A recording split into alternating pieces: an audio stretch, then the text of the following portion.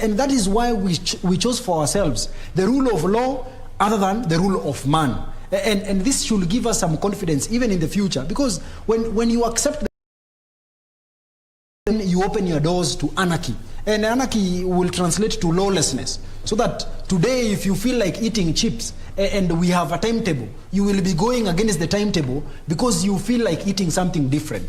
So really, the point I'm trying to put across is that we must respect the place of law. Remember, in the year 2010, when we were passing this, the Constitution, we agreed that all offenses will be bailable.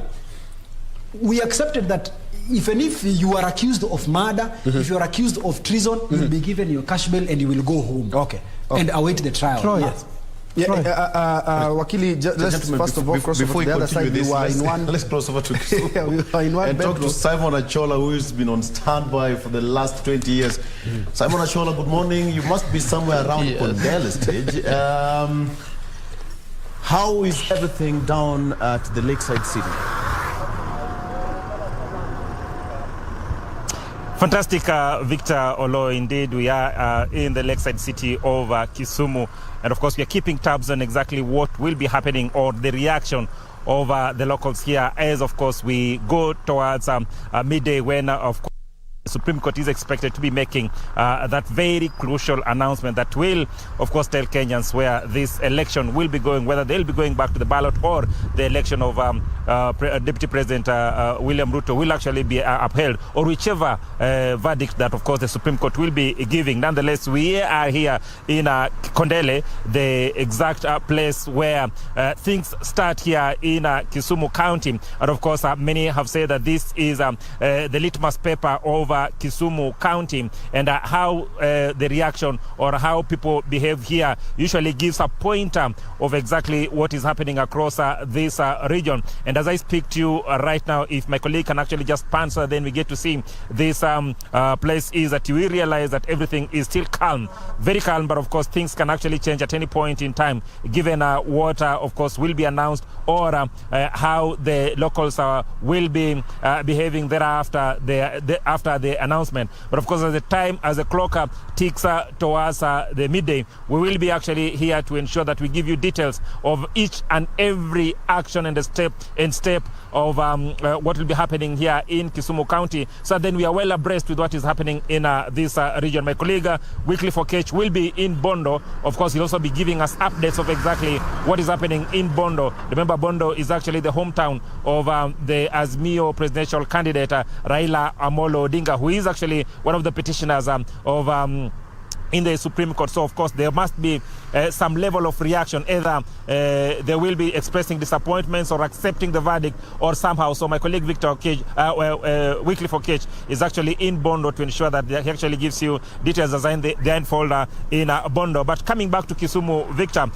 are a number of things that we're actually going to report, and one of them is the fact that there's been enhanced security, especially in government installations from our place of work, that is KBC. We've just seen a number of police officers actually being deployed at that particular station. We also seen a number of police officers actually being deployed to man various high-risk government installations in the city. And of course, this is in line with what is actually going to happen at around midday, just to ensure that everything is in tandem with the law, regardless of what, of course, the Supreme Court will actually be announcing. What we also know for a fact that the situation has remained relatively calm here in Kisumu County. Most of the businesses have actually opened. A number of them have not opened for obvious reasons. But Victor, what we have actually seen in a number of places is that most of them have actually opened and they're going about their businesses as usual. And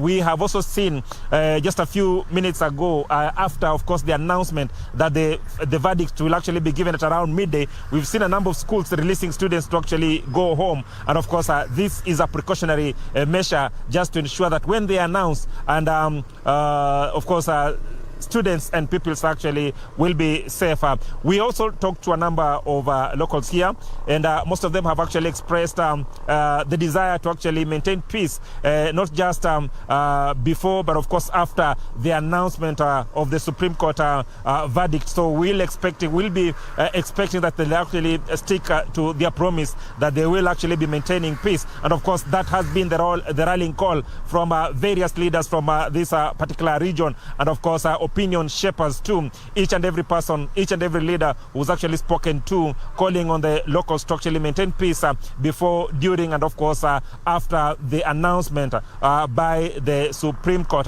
But of course, we will be watching keenly just to get to see if indeed, of course, that rallying call will be adhered to, or things will change. But of course, we are all praying that things will be calm even after the announcement has actually been done. Regardless of the outcome, of course, everything shall remain calm and peaceful. However, we have a number of locals here who will actually be giving us what they feel, how we are going to carry ourselves, of course, before, during, and of course after the announcement by the Supreme Court.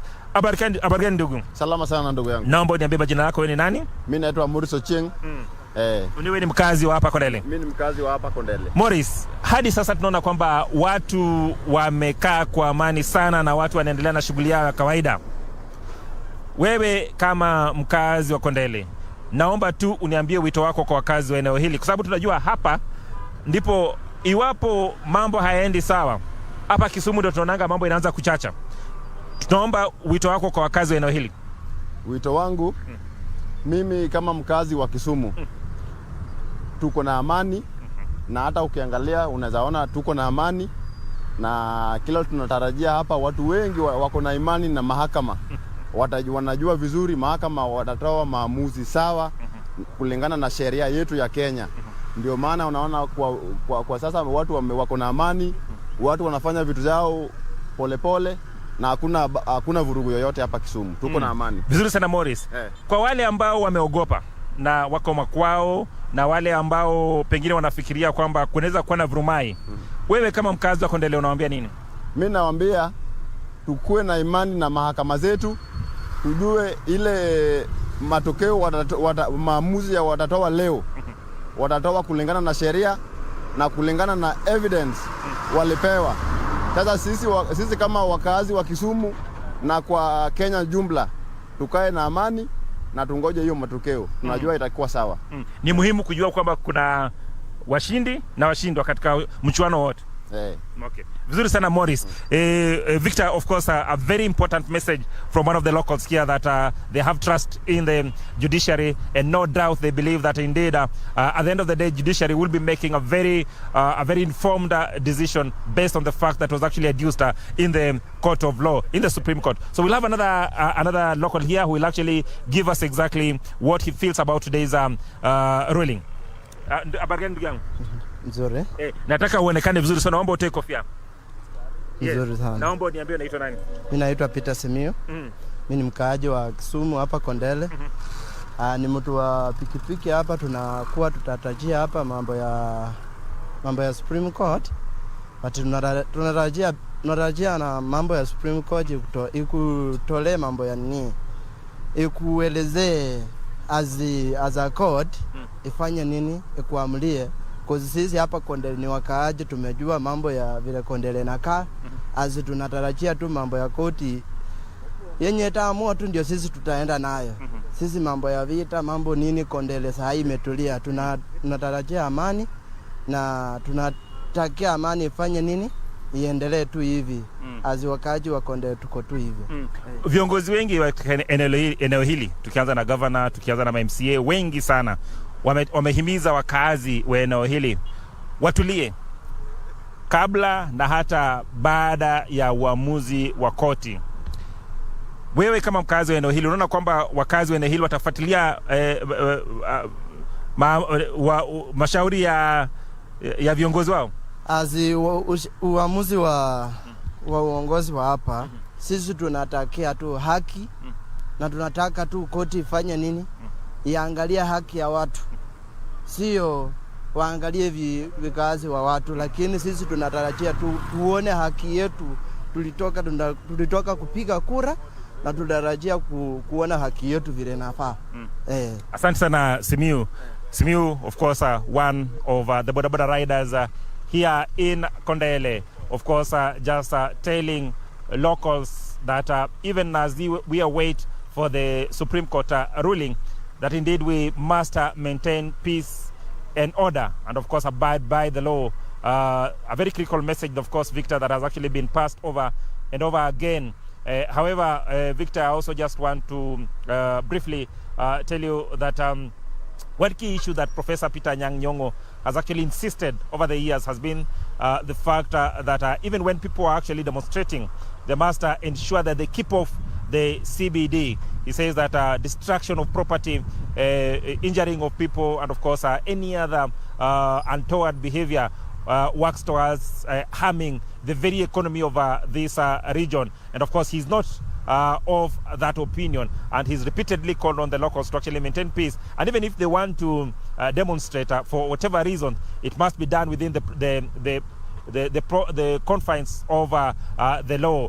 Just after, of course, the announcement of Deputy President William Ruto as the president-elect, there were a number of pockets of demonstrations here in Kondele that had actually tried to access the CBD, and of course the groups were quickly neutralized by security agents. And we're not saying that that is going to happen today. However, we are just painting a picture of exactly if someone is actually sitting at home and thinking that probably this is going to burst up if things are not announced in a manner that actually pleases the people of Kisumu County. That is not the case, because many of them have actually come out and insisted that we must abide by the law and must keep peace during and after we are done. Of course, I take you back to Victor.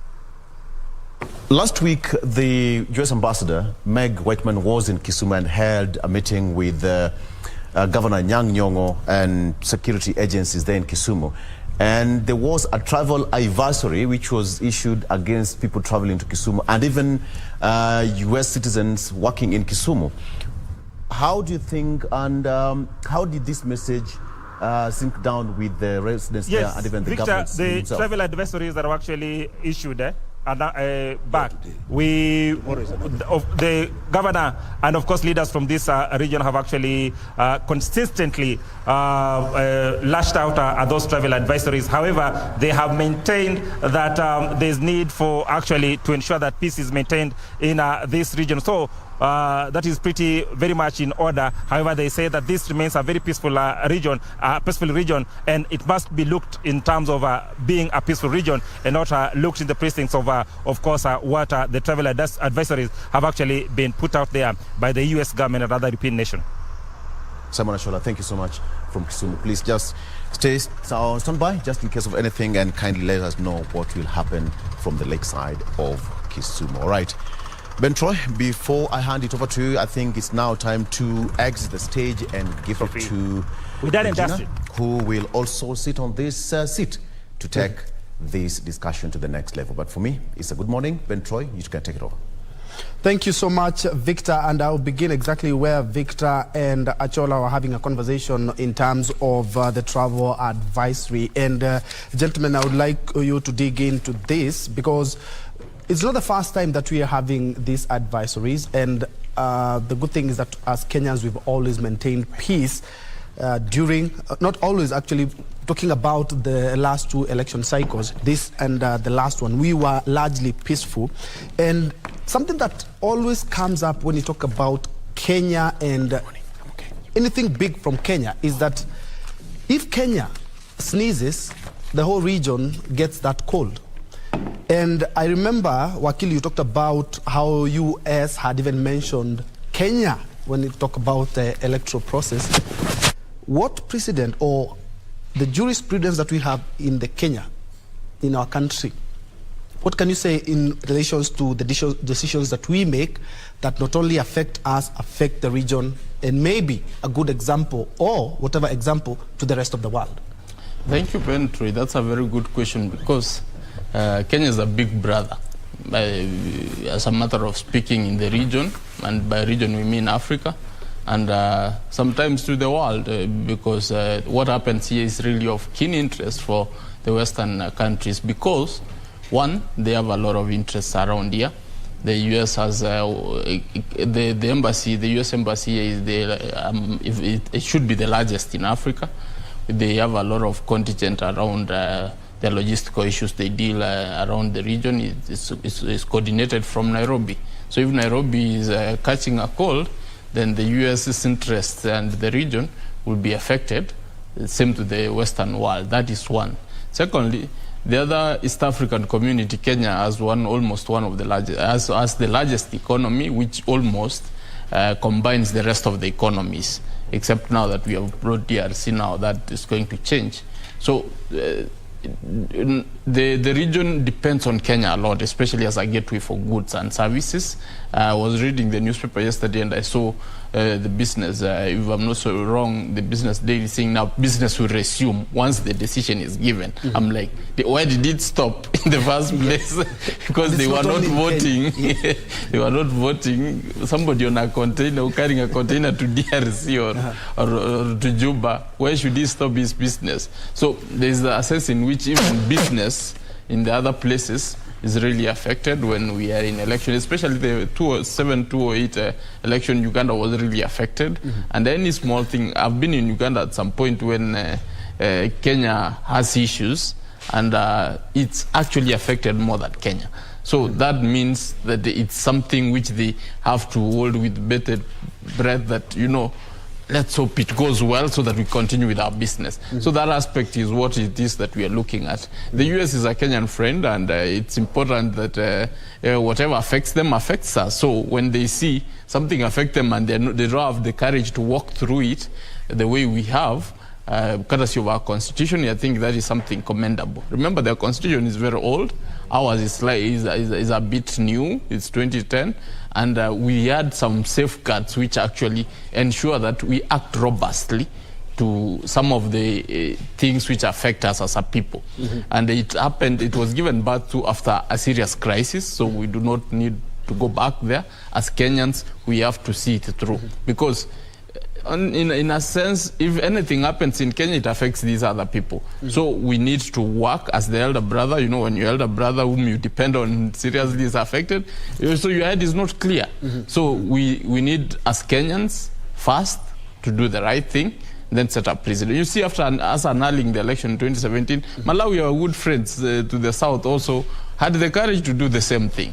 So, you know, that means we are setting precedent. There was a communication, a silent communication from the East African community, people saying, begging Kenyans that please do a fair and verifiable election, because we are also looking at you, so that we can also be able to task our people to do the same. Because there's a way, if we do it right, the other people will be behooved to also do it right. So that is I think, something we need to look at. Yes, and I would also want to pick your mind, Wamboi Shadrach, as well on that, because at the end of the day, you are officers of the court as well.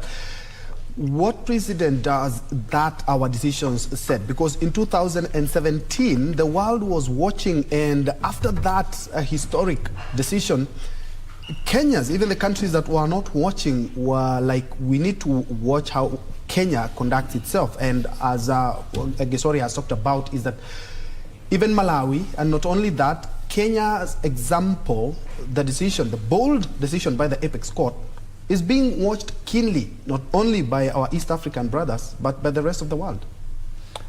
Well, Ben, I mean, to be very fair to ourselves, we have always proved to be a first amongst equals. And this, in a sense, should be, I mean, this is a conclusion you should arrive at when you reflect on the history of you know, the governance of this country. Now, remember, if you look at our neighbors, we are probably one of the countries that basks in a lot of glory as far as the respect for the rule of law is concerned. If you visit just our neighbors here, the Ugandans, they have been a subject of so many coups. And in any event, if you're to look at even the current presidency of Yoweri Kaguta Museveni, he actually assumed this reins of power after a coup was conducted, and then subsequently there has been, you know, lip gloss service on on their democracy. There has been some intimation that they actually participate in democratic elections. Well, some people might have a different thought on that as a conclusion. And again, if you go back to our neighbors here in Tanzania, what the Chebukati says is, the final declaration is not up for challenge in any court. In any event, our brothers in Tanzania. Our brothers in Tanzania, the Chebukati, once the Chebukati says something, it is a done deal. You cannot question that before any court of law. It's cast in stone. So really, when you look at us, we have proved, and this is after the independence. Since we got our independence through blood and sweat, we have ensured that we respect our constitutional democracy. In any event, the little attempts that have been there to have a coup probably has been through, the infidelity when it comes to the implementation of our laws, so that we have had regimes that have ascended to power, but through constitutional means, during by use of processes that are not as the ones that have been anticipated in our constitution. So when you want to look at Kenya becomes unique when it is compared to her neighbors. Many countries in this continent have been a subject of so many coups. People who have refused to yield power, people who have always participated in violence and war. Go to Gabon, go to Congo, DRC, Congo. We have so many examples. Africa is just with replete of examples. So that when you want to look at Kenya, you want to look at Kenya from an American point of view. Because our constitution, it's even one constitution that has been applauded. It has received so many accolades, even from our neighbors in America. It has received so many accolades from our friends in India and even in South Africa. So that when you cannot compare us with the likes of Uganda, you cannot compare us with the likes of Gabon, DRC. No. When you want to compare Kenya, you must compare Kenya with its equivalent, which is the United States of America, where there is some respect of the law and the constitution. And that is why probably this must explain the kind of attention we've been receiving. I've been receiving some interviews from media stations in South Africa. They are keen on establishing what is happening in Kenya. Remember, even the environment we've created for ourselves, because of our respect to the rule of law, it is what has attracted so many investors into this country. So many people actually flourish in their countries. They flourish in their businesses because of the peace and tranquility that we enjoy as a country or as a people. That is why we have so many South Africans investing in Kenya. We have so many, Chinese coming to invest in Kenya. We have so many people from Japan investing in Kenya. We have Americans who are investing in Kenya. And that is why they're even, scaring some of their people. You should not be in Kondele, you should not be in Kisumu, you should not be, because of, they know too well. Because of their interest as well. Yes, they know too well that they have invested so much in this country. And that is why what we do, our business is part of their businesses. And as you well put it, when we sneeze, they all get a cold.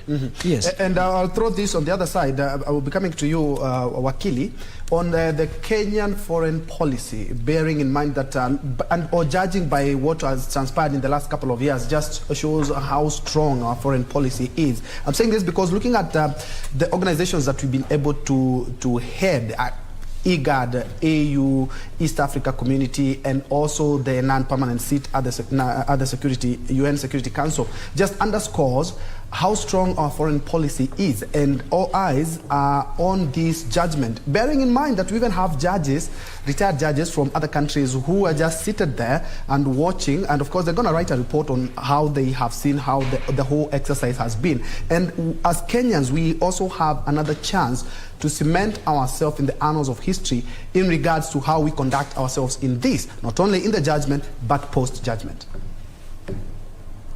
Maina.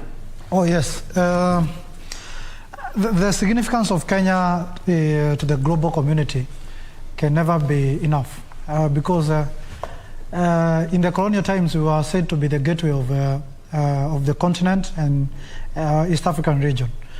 Indeed, if you look at the various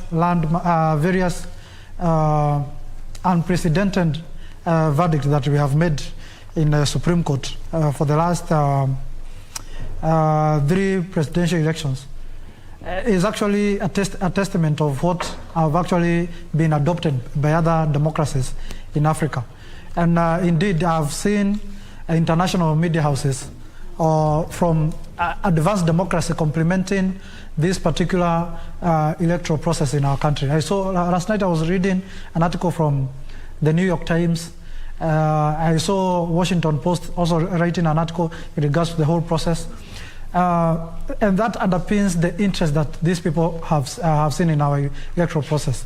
That actually shows that our democracy has really grown. I saw them actually comparing the insurrection of 2020 on Capitol in the U.S. Capitol, where there was the conservatives trying to dispute the elections through the unorthodox means.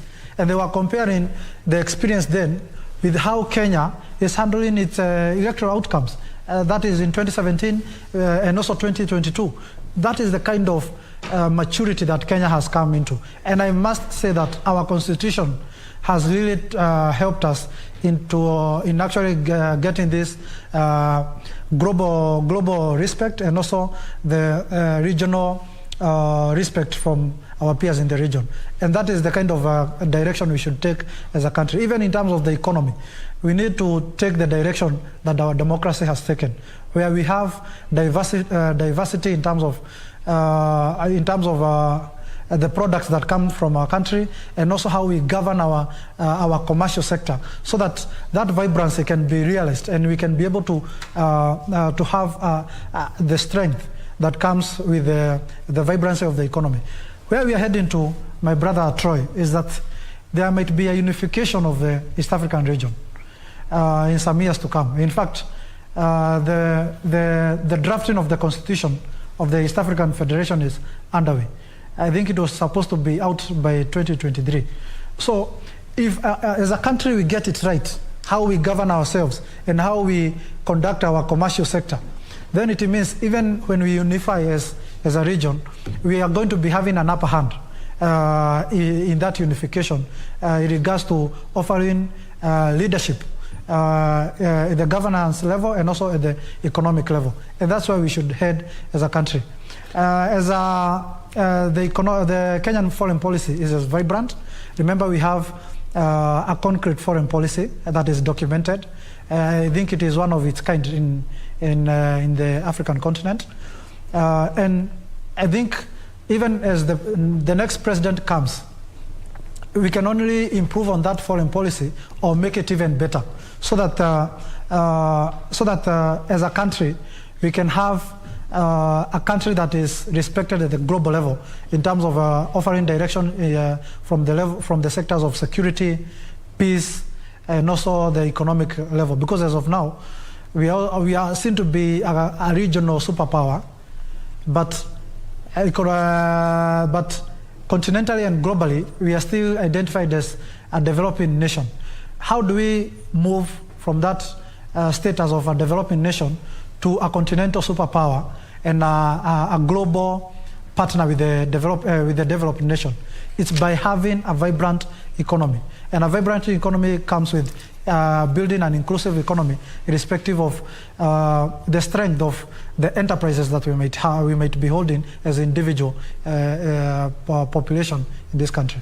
Indeed. Thank you so much, Maina Karobia, for your time and your insight. We have been here with you since we began this broadcast 7 minutes to 7, and of course that is quite impressive. Thank you so much for your insight. That has been Maina Karobia, who is a governance and leadership expert, and has been actually assisting us in putting things into perspective as we wait the big judgment. We are just an hour shy of that judgment, and the Apex Court did send earlier this morning, notice on that, and said that at exactly noon is when they will be giving us that judgment. And now we have new energy, new strength, and we are also trying to get that gender parity. And we are now joined by Regina Manyara. Good morning, Ray. Good morning, Troy. Indeed, you have been holding forth all the way from the crack of dawn, and we're here to support you. Remember, all eyes are focused on the Apex Court as well. Put 1 hour to go. We'll know which direction the country is going to be taking in terms of matters of leadership and, governance, so to speak. And it's definitely going to have a ripple effect in as far as Kenya moves forward, matters of business as well as our international relations. And I like what our guest, the political analyst, this is Maina Karovia, said, that in the next few years, we are likely to see a unification of the East African community, as it were, and Kenya needs to cement its place as the center of it all in as far as matters of politics are concerned. Just to remind you that we welcome your feedback. You can get us on Twitter on KBC Channel 1.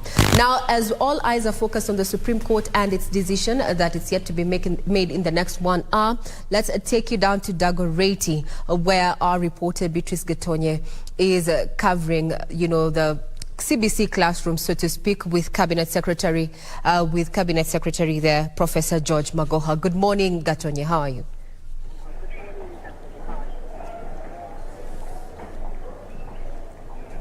Thank you very much, Regina Manyara and Ben Troy in studio. I'm coming to you live from Dagoretti High School, where Professor George Magoha was here, the Education Cabinet Secretary. He was here to open 2 classrooms. As we all know, the CBC transition is happening next year, and grade 6 learners are expected to join junior secondary. And the CS has been busy running up and down, ensuring that the classrooms that had not been built are actually being built. And he says by Friday, the 20,000 classrooms will be ready, both in public and private schools, ready for learners come next year. He says the next government that will be coming in will find all systems go in terms of the CBC transition. And he says, as we know, in a few hours, the country is awaiting the Supreme Court verdict. CS Magoha says, however the outcome goes, or whatever the decision will be, he doesn't see it affecting the school calendar. And he further says that in case the political players decide to extend their time, there will be more consultation on how the education sector will continue operating. But he says he doesn't foresee any major challenges in terms of the students and pupils going on with their studies. He says the school calendar come next year, it gets back to normal. As we all know, due to COVID-19, the school calendar was a bit affected, and in 2023 is expected to normalize. And he says he doesn't see any major challenge in terms of the verdict that will be given today affecting those plans. Otherwise, the CS, as we all know, he's been running up and down, ensuring that the learners, especially the grade 6 who will be transitioning next year, will find all the classrooms ready. Here at Dagoretti High School, the students are going on with their studies. They are in class, and as you can see behind me, it's their break time. I think they're going for a cup of tea, and with the Supreme Court verdict being awaited, the schools are going on and the studies are going on. And earlier on, we were at a secondary school just here in Dagoretti, and the students are in class, calm and studying. So that's what I can say as of now from the CS Magoha, and even as the country awaits for the Supreme Court verdict. Back to you in studio, Regina. Yes, thank you very much, Gatonye, for that update in regard to where we are when we talk about transiting into the CBC, that is a competency-based curriculum, their way of learning. What we know is that the tests that are going to be rolled down under CBC will entail a balance between formative and summative assessment. So in layman term, it means that Students have technically already sat for the school-based assessment in grade 4 and 5 and are now sitting the last batch of tests ahead of the December national examinations. Now, the end of primary education national assessment will be administered by the Kenya National Examination Council at the end of grade 6 with a total weight of only 40%. So this is ongoing, and there's been a lot of talk in regard to what Cabinet Secretary of Education in charge of education there, that is Professor George Magoha, has been doing for the last few weeks, and especially a day when it seems that, operations are half and half as Kenyans expect that particular ruling to be made in an hour. So he's been crisscrossing the country, ensuring that at least the 1.25 million students that are expected to be taking the exams as of December this year get to do so in a new infrastructure. Well, we'll be speaking that as we continue just looking at what we expect ahead of the Apex Court ruling that is set for noon this afternoon. Now, O'Brien, take it away just to give us a quick summation of what key issues the 7 judges are going to be looking at this afternoon, or rather have been looking at. Well, thank you, Regina Manyara. Actually, in the morning, we looked at the 9 issues that were presented before the Apex Court that they are supposed to use to determine their judgment. And of course, we went through them, quite lengthy. Last week, we saw the presentation by various legal councils representing Azimio Kwanza, Kenya Kwanza and Azimio la Umoja. And of course, now today, we expect now the Apex Court to give us a verdict on what they have agreed or what is the way forward. And of course, the countdown has started. And when I look at the clock, the 1 hour countdown is already underway. We are talking about 2 minutes have already elapsed and about 50 seconds. So the clock is still ticking, and the whole country is now waiting and watching what would definitely to hear from the Supreme Court in Milimani. Of course, as we were telling you, the security around the Milimani Law Court has been beefed up with restricted movements for both vehicles as well as human beings. And so that is a sign that it's all systems go there. We have our reporters there who are on the ground, of course, tracking the happenings, not only here in Nairobi, but we also have our team in Nyeri, in Uasin Gishu, in Kisumu. We have just seen our reporter there, Simon Achola, giving us an update. We have also seen our reporter in Uasin Gishu, as well as Kirinyaga and Nyeri. They are tracking the happenings there so that we can get to understand the reactions from the residents of these areas. And the reason why the 4 areas are critical. Remember, Kisumu is the stronghold is actually seen as a stronghold for Azimio la Umoja presidential candidate, that is Raila Odinga. While in Gishugu constituency, that is in Kirinyaga County, that is where the home of his running mate, Martha Karua. And in Nyeri, we have the Kenya Kwanza running mate, Mr. Gachagua, that is where he hails from. And in Uasin Gishu, the Sugoi, in Sugoi, that is where we have the Kenya Kwanza presidential candidate, William Ruto, the president-elect, he hails from there. So those areas are very critical. And of course, our reporters are there so that they can give us an update on how the people will react to the Supreme Court verdict. But I want to take you through the 7-judge bench and try to help you understand who are they, and what is their background, so that you can clearly understand who they are.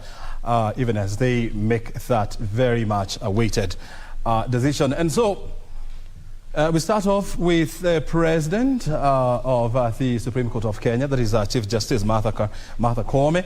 She was born in 1960 in Kithiu village of Meru district. Back then we used to have districts, we never used to have counties. That was in the 1960. That was 3 years before we achieved or we attained our independence or self-rule from the British.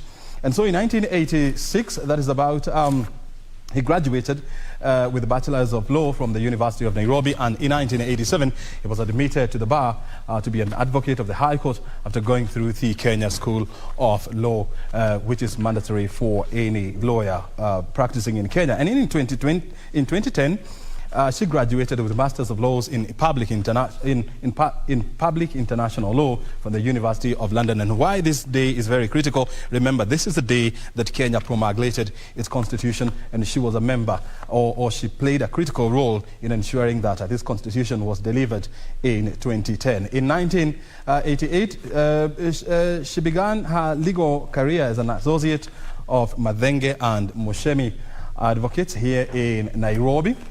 And in 1993, she started her own law firm, that is Martha Koome and Company Advocates, and she became a managing partner in 2003. She was going to serve that position for another 10 years, and in from 1993 to 2003.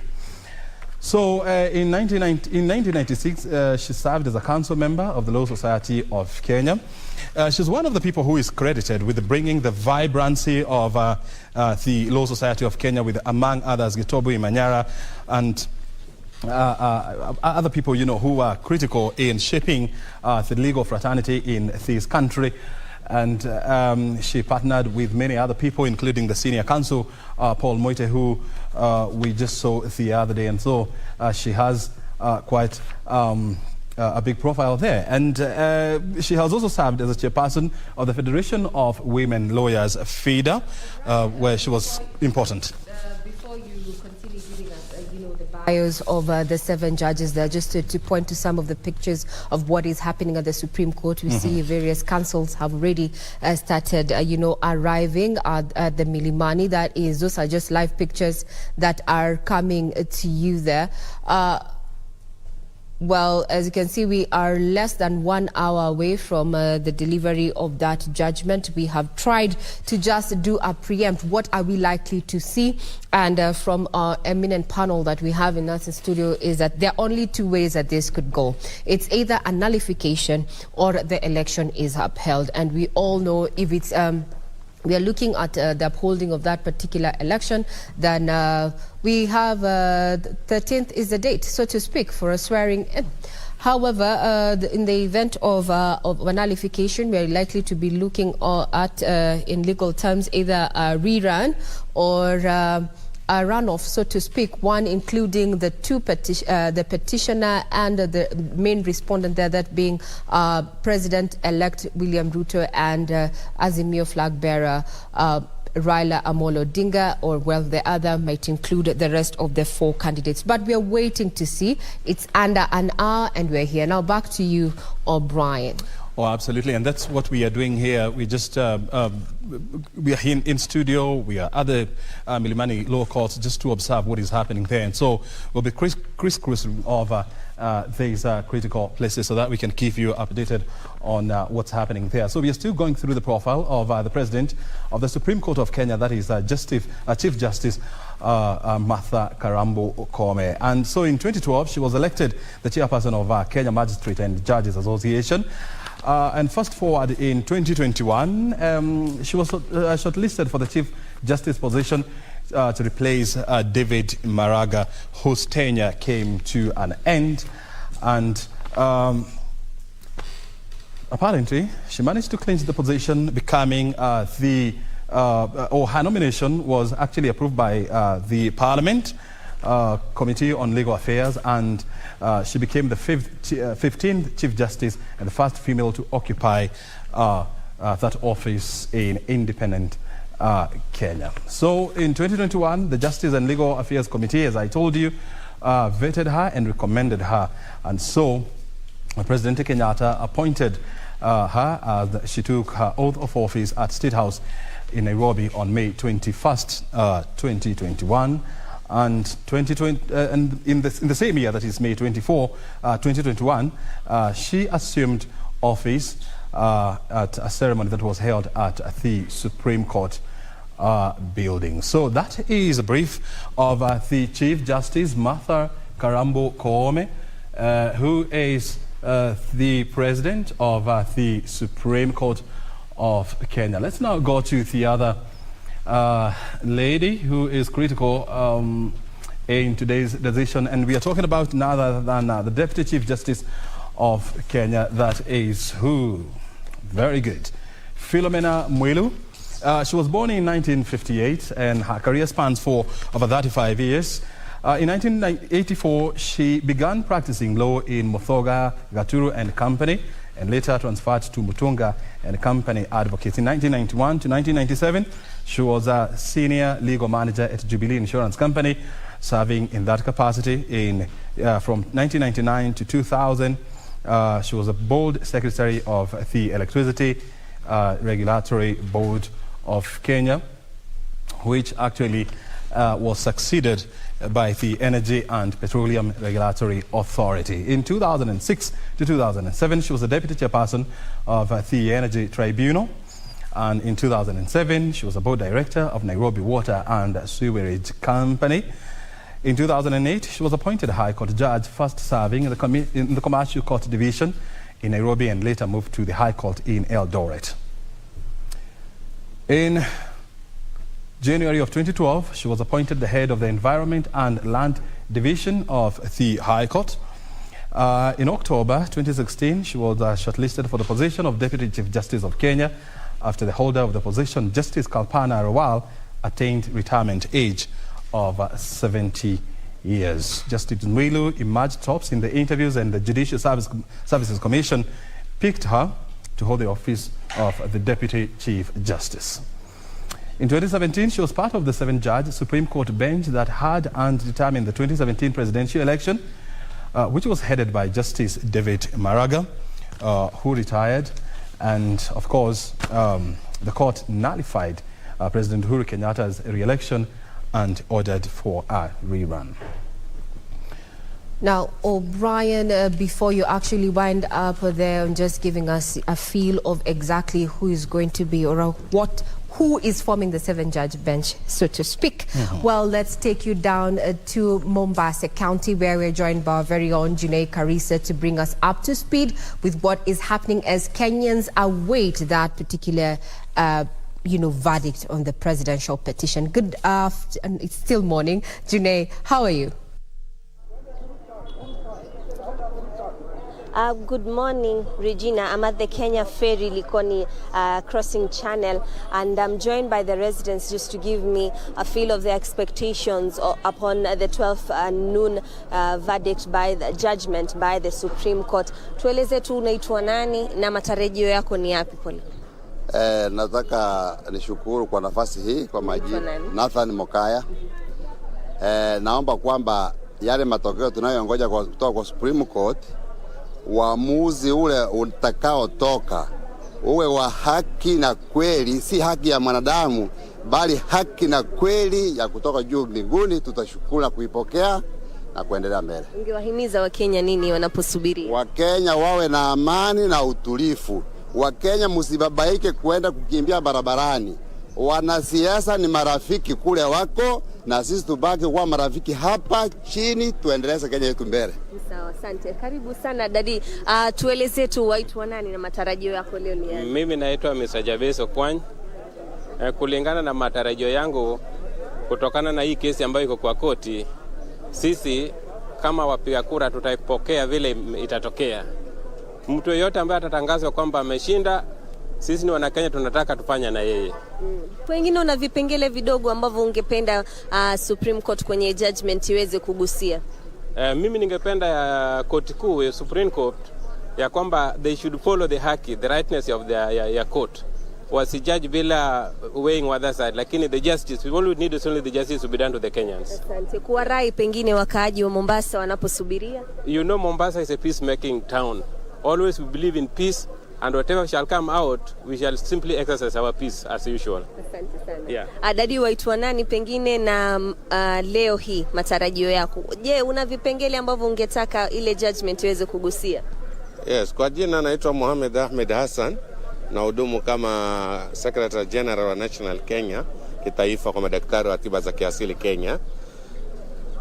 Kwa ujumla matarajio ambayo nayatarajia leo ni matarajio ya ule ushindi ambao uko wazi. Kwa hivyo ningependa mahakama isiangalie kipengele chochote ambacho ni cha kuridhisha wananchi, isipokuwa iangalie uhaki na usawa. Pale uhaki huko na usawa, basi itekeleze. Wakaaji ungewaraji? Wakaaji ningewarai wawe watulivu na wakubali sheria na katiba ya nchi. Yes. Asante mzee wangu. Nimalizia naangalia tu kamera iliyoko mbele yako. Kipengele, nipe story. Kipengele kipi? Mimi kwa majina naitwa Malik Chelimo, mzaliwa Trans Nzoia, mkazi wa Mombasa toka 2013. Na Mombasa kwa hakika ni mji wa amani. Na kile tunachotarajia kutoka kwa Supreme Court, tulee tu haki na tuendelee kuwa na amani.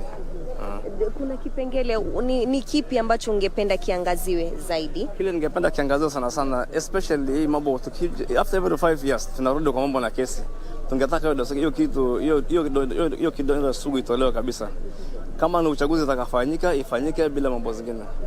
Huenda kesi ikasema kwamba pengine rais na naibu wa rais hakushinda na pengine kuna uchaguzi mwingine. Wewe ungeweza kulipokeleaje jambo? Tuko tayari kwa vyote vile, maana mahakama ya upeo na mahakama ya mwisho.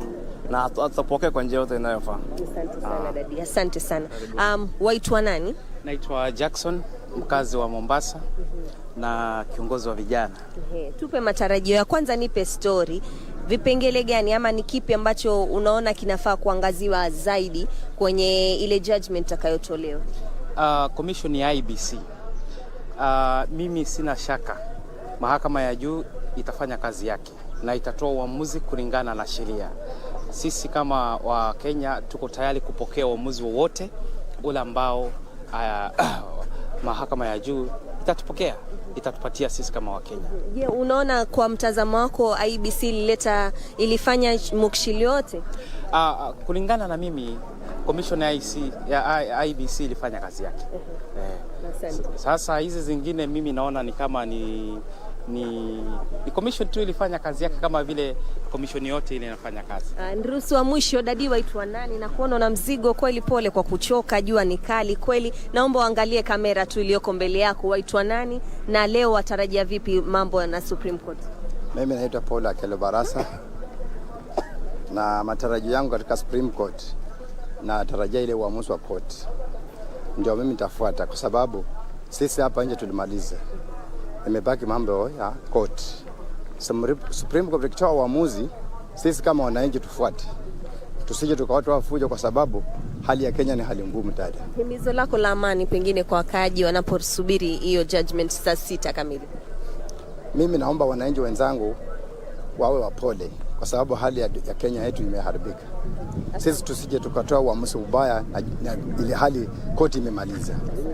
Asante sana. Hayo tu dadi, pengine unamalizia wito wako? Mimi nakubaliana na huyu mwenzangu. Nataka iwe uchaguzi hiyo uamuzi iwe ya watu wana imani wa amani na wakubali uamuzi utakayotokea. Pande huu ama pande wale wataambiwa ni wao, mwingine akubali matokeo. Asante dadi kwa kutuongelesha. Hayo tu ni matamshi tu ya wakaaji wa hapa katika kaunti ya Mombasa. Their clarion call still remains peace for most of the residents of Mombasa. So we have been just walking over, just getting a feel of how the business community is looking like here in Mombasa County. Most businesses have opened, give it like 80% of the businesses in Mombasa have reopened and are waiting, of course, how the day unfolds when it comes to that verdict. And life is as normal as it can be. The normalcy here is being experienced as normal as it can be, and they're just waiting, and hopefully that most of the judgment that will be delivered will be in their favor. This is a cosmopolitan town. It has been perceived as an ODM stronghold. However, we have seen that the peace has been maintained since the August 9th general election results were relayed, and we are expecting that even after today's ruling, the same peace will be upheld. So back to you in studio, Regina, as I continue to have a chit chat with the residents of Mombasa. Thank you very much, Junaid, there, just giving us a brief in regard to what is happening down in County 001. The Kenyans are even imploring on their brothers and sisters to continue maintaining peace, a peace that we have witnessed since August 15th there, when we had Wafula Chebukati, the IBC chair, actually pronounce, or rather make the declaration that made that William Samoei Ruto is president-elect. Now we cross over to County 027 in Uasin Gishu, precisely Eldoret, where you can see on our screens there that's our reporter Timothy Kipnusu, who is ready to bring us up to speed with what is happening in Eldoret. Good morning, Timothy. How are things down in Eldoret?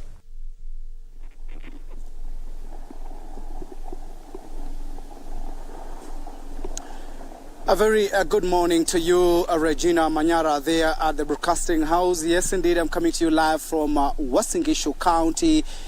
This is the home county of the Deputy President, the President-elect William Samoei Arap Ruto, and we have been traversing a number of places here in Eldoret, and generally the area is calm, but a number of residents are waiting with bated breath to understand what will be the verdict from the 7-judge bench. Remember that 349,863 residents of Uasin Gishu went to the ballot to elect their leaders, and William Samoei Arap Ruto garnered 272,868 votes, with his closest competitor Raila Amolo Odinga getting 76,009 votes among the 506,138 registered voters from Uasin Gishu County. And generally, they are just waiting to get to understand what will be the verdict. A number of them say that whatever the judgment that will be given by the IBC, they will really welcome and continue with their lives, as this is a time when economy, they're crying about the economy, the cost of living, and they want leaders to get to their office and start working. And joining me is the Catholic Bishop Dominic Kimingich, and I understand they had a meeting with the spiritual leaders, perhaps to give a message to Kenyans about just embracing peace. Many thanks indeed for joining us, Bishop. What is your assessment of the 7th judge bench and how things are panning out? We are all waiting with a lot of expectation that the 7th judge bench will definitely deliver their judgment in accordance with the facts and the truth, and that is what we expect from them, that they will make a decision which is really based on the real facts and on the truth. And this is also what our people are expecting, because that's the only way in which people will be able also to accept whatever judgment they will make, and they will want to move forward with their lives. So we are waiting eagerly for that judgment, and as you have mentioned here in Uasin Gishu, the people really are waiting eagerly because they want to hear that decision and be able to continue with their lives. Yes. But perhaps what's your message to Kenyans? Actually, Uasin Gishu County, remembering that it was mentioned as a hotspot area. Generally, when election was announced, that William Ruto was announced as the president-elect, we saw those calm, even other counties. Perhaps what's your message to people of Uasin Gishu, whichever the outcome from the 7th judge bench? Well, what I would like to urge our people is to continue with the same peace. We voted peacefully. We waited for the tallying, we got the results in a very peaceful manner.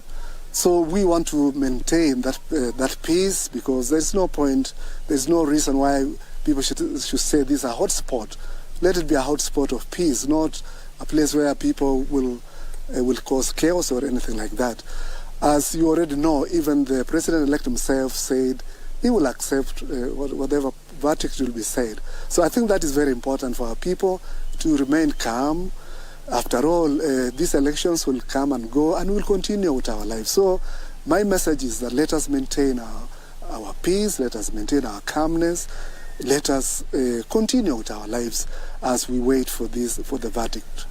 Yes. Perhaps your message to the Independent Electoral and Boundaries Commission, because anytime we go to the election, we always have a number of leaders poking holes on the electoral process. What is your message to the IBC, and of course being an independent body that conducts election? Well, being an independent body, I believe IECB tried to do their best. Of course, just like any other institution, any other body, there's nobody who is perfect. And we're also using all these Even you rely on so many other people, they rely on technology. So definitely there could be some mistakes here and there, but as an independent body we have to respect IECB, and if there are reasons, major reasons why maybe they didn't do their work, then that should be looked at. But as an independent body we have to respect IECB and let them continue with the mandate which Kenyans have given them to conduct general elections. Mm-hmm. Yeah. Perhaps your parting shot? Well, let us remain peaceful. Let us wait calmly. It will be in the next 1 hour or two. We will know the verdict, whether the president-elect now will be declared the winner and he will continue now to be the 5th president of Kenya, or if there's any contrary decision, we'll wait and see.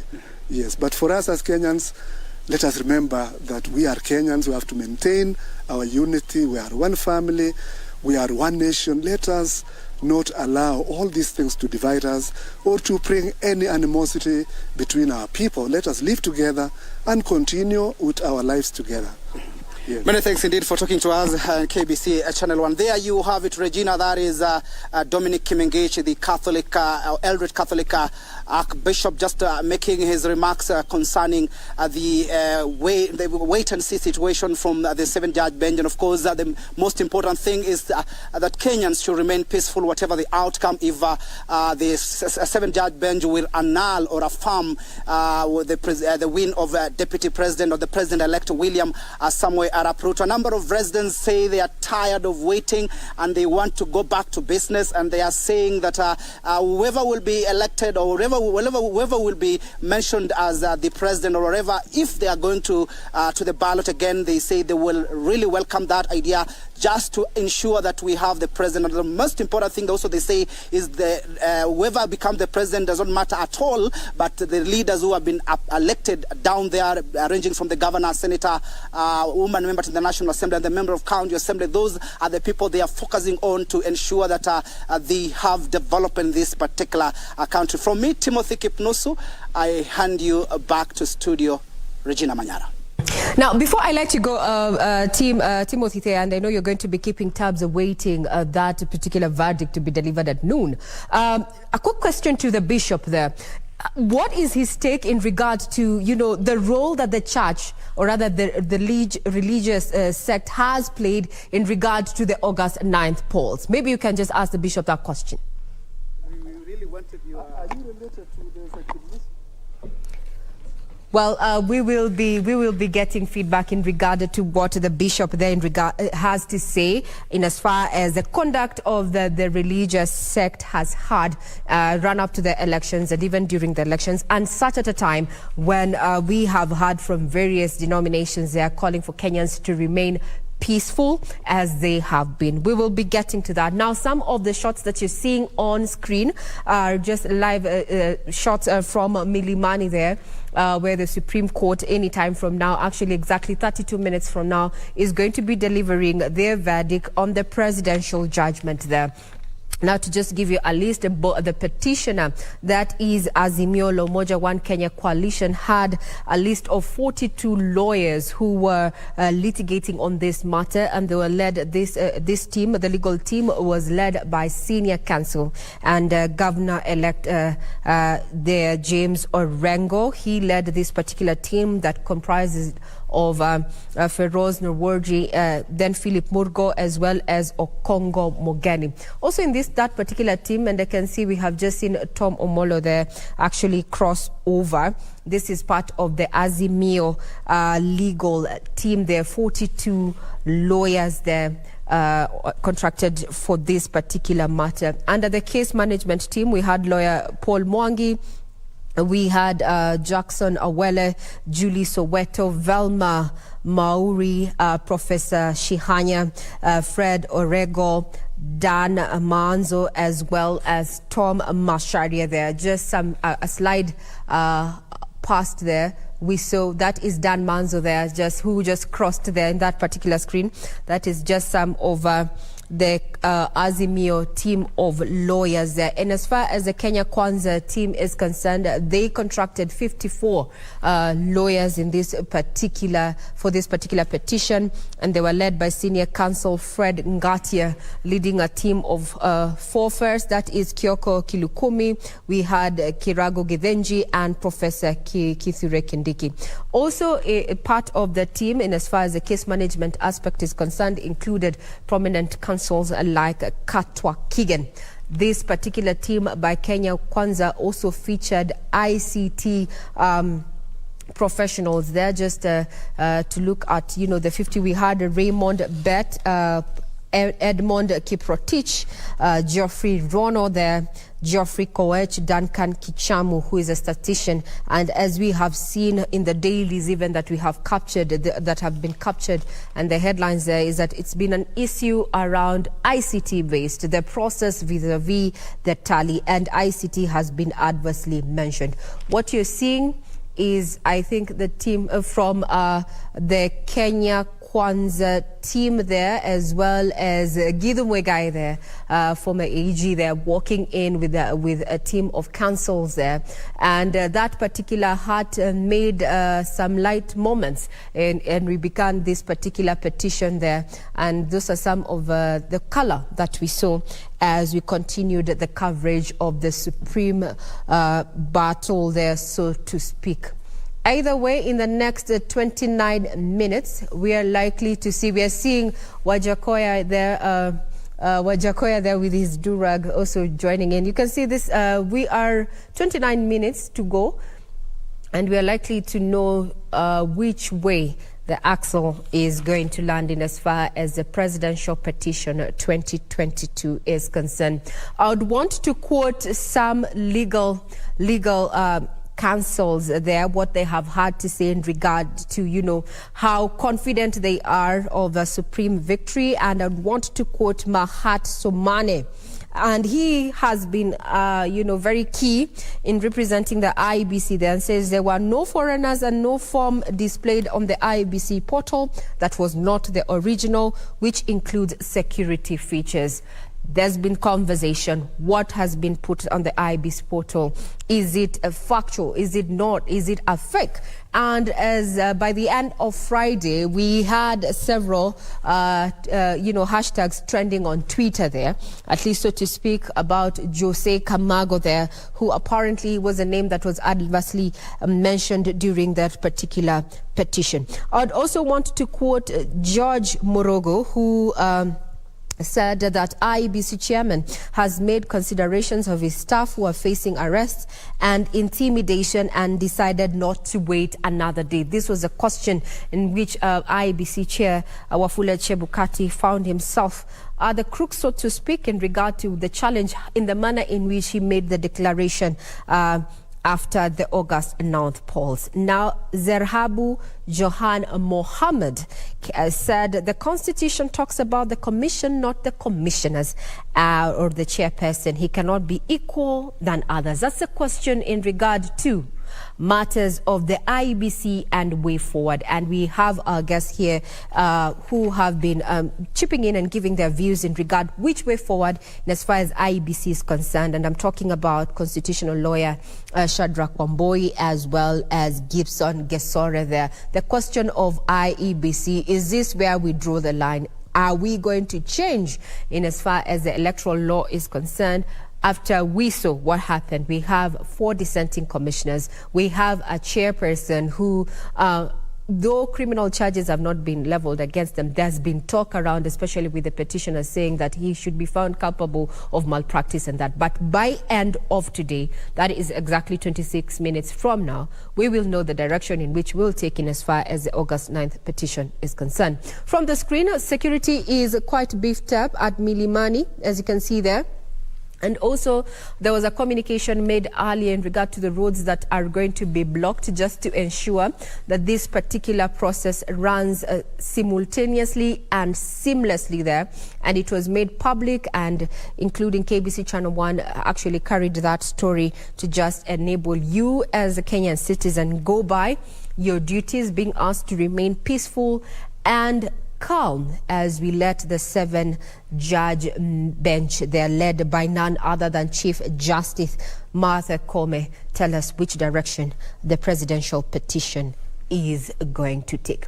And just to bring back this conversation back to studio, and I'd want to engage our two guests here just as we wait to see if there's any activity that we are likely to see from the screens that you're seeing. First one, we showed you that this was a security, the Supreme Court, where is going to be has been sitting for the last 14 days or so, pre-trial, deciding what key issues are going to be decided. They settled on the 8th, and now there are only two options. It's either a nullification or a validation, upholding the elections as well. And each have ramifications in as far as leadership and governance of this country is concerned. What you're seeing is that it's down to 24 minutes before we have the Supreme Court session on, where we're waiting to have that verdict given there. From the screens, you can see councils continue getting into the chambers there. This was quite a petition, so to speak, each side not taking any chances there with first petition and second petitioner there, hiring at least 42 lawyers led by senior counsel James Orengo there, while on the other side, one of the respondents, that is Kenya Kwanza there, engaged 54 lawyers led by senior counsel Fred Ngatia there. And we have been treated to quite legal matters, so to speak, having to learn a little bit of legalese during this time. Now, I want to bring back the conversation, but we'll continue keeping tabs on what is happening there at the Supreme Court, and also looking at the security within the CBD. What our reporters on ground have shown right now is that it's business as usual, though a majority of Kenyans are not within the central business district. A majority of them, I am guessing, they're either home just waiting to see what is going to happen after noon or at noon. Now, Gibson Gesore as well as Shadrach Wamboi, I'd want to pick your brains in regard to what is in your opinion, let's start off with you, Gibson Gesore. What is your opinion of how the media has carried itself during the coverage of the August polls up to now, as we speak? Do you think we have done a fine job in comparison, especially to 2007, 2008, and 2017? Gesore, let's start off with you. Thank you so much, Regina. That's a very interesting question. The media has really done a good job. Done a good job in a sense that they have been part of the partnership in this electoral process, trying to bring the nitty-gritties or the information as it comes from the IBC or wherever it's happening. And that is something we need to actually shine light upon and say that people have spent tireless, quite a big amount of time trying to cover the election. I remember you were at Bomas, you never slept, you were telling me how tedious it was. It means that's a sacrifice you gave so that we could get the news of what was happening from the tallying center. And there were several journalists across the country, both local and international, who really burned their midnight oil to actually bring to Kenyans what is happening and where it's happening from. And looking at that sense of patriotism, that sense of being alive to duty is something which we need to commend you for. And we ask that you don't look back on that, because we really count on you so that we can be able to know or hold the government accountable, IBC accountable, and actually for news. Those are very important aspects, because once you have that, they say information is power, and you actually relay that in the best way possible. Thank you for that vote of confidence. Before I hand over to, Shadrach Wamboi to give us, his thoughts in regards to media coverage of the election to now. What you're seeing on screen is that this is the inside of the Supreme Court, the makeshift court area from Milimani, where we are expecting any minute from now. It is down to 21 minutes to noon there. We're expecting that the 7-judge bench led by Martha Koome there, this Chief Justice Martha Koome, is going to be sitting and will be delivering its verdict in regard to the August presidential petition there. What you're seeing on your screen, we're seeing some counsels there from the Kenya Kwanza team. We're seeing Professor Kithure Kindiki there, as well as IEBC lawyer Mahamat Somane there, who's been very vocal in defending the IEBC, saying that there were no all the forms that were displayed by the IEBC portals were all original there. Also further on, I think I can see a lawyer there, Paul Mwangi, I'm not too sure, but we are going to be keeping tabs on that. And as you can see, we are seeing more councils just access the hall in which we are waiting to see, or rather where the verdict is going to be delivered from. Remember, this is the Supreme Court, the apex court of the land, and the decision that is going to be rendered in there is going to be final. And also some light moments there. You see Professor Wajakoya there. George Wajakoya is among counsels who are at the Supreme Court there, and he was among the candidates eyeing the top seat in this August polls there under the Roots Party. But with the numbers there, he failed to clinch that. But we will get to know if at all the Supreme Court decides that this, to uphold this election, would say that he failed to clinch the requisite votes that were required to declare him the president, so to speak. We are waiting to see, given the constitutional timelines. Actually, with the 7-judge bench sitting at noon to deliver that particular judgment. If you go back to the time, go back in time, as per the Constitution, we are looking at around 7 days, so to speak, 14 days there. So they're exactly 2 hours before the 2 p.m. deadline. Now, Shadrach Wamboi, who is a constitutional lawyer, what is your take in regard to the coverage that the media has given the August polls, pre and up to date as we are? Well, to be fair to the media, I think on an average of 10, I will give the media 7, so that it also gives the media some room for improvement. but as far as timely reporting is concerned, I think the media has done a splendid job. It has done a splendid job as regards a balanced, reporting of issues when it comes to, matters as they are happening. But I think one thing that probably is something that we should look forward to, it's investigative journalism, so that there has been some concerns. There has been some issues about, we begin with the stalemate that we experienced between the commissioners. Perhaps we will have relied even more from the media to establish really what was the problem.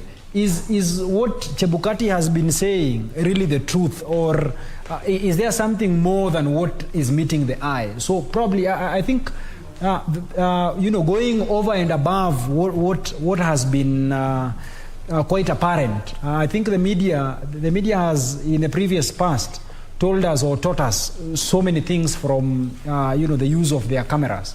But I think moving forward, there is always some room for improvement in everything that we do. Even with the splendid job that you people have done, the future is still ripe for exploiting other avenues or other opportunities. We need to establish so many things other than what we've been seeing just on TV. We've been seeing, some plays, people playing. We need to also get a cover of what is this that has been happening behind the scenes, so that we are treated to more. And I think this is something that we live with you. All is not lost. There is still an opportunity where you can tell us, probably, or give us, a panoramic view of what has been transpiring behind the scenes that we have not seen so far. Now, that is in regard, those are your views in regard to, how the local media has covered the August polls up to this point. Maybe as I want to rope in my colleague Ben Troy in regard to, what we're expecting in the next 16 minutes or so. How does it compare when it comes to coverage of elections between the local media vis-a-vis the international media? Because there's a conversation that is currently ongoing online that there's a lot of anticipation, and it's all not good. It's actually negative, portrayal of Kenya and this particular situation we find ourselves by a section of international media outlets. Indeed. And Ray, let me pick it from where you started out when you talked about how the media has carried itself through all the electoral process and through the petition itself. Yeah. And you bear me witness that a lot of Kenyans talked about media letting Kenyans down the day that we started tallying the results. We did a very good presidential and gubernatorial debates, but we were not as united or as one cohesive unit when it came to the tallying process, and which would have helped a lot of Kenyans cool their nerves. But away from that, the election itself and the petition, I would say we as media have carried ourselves in the best way so far.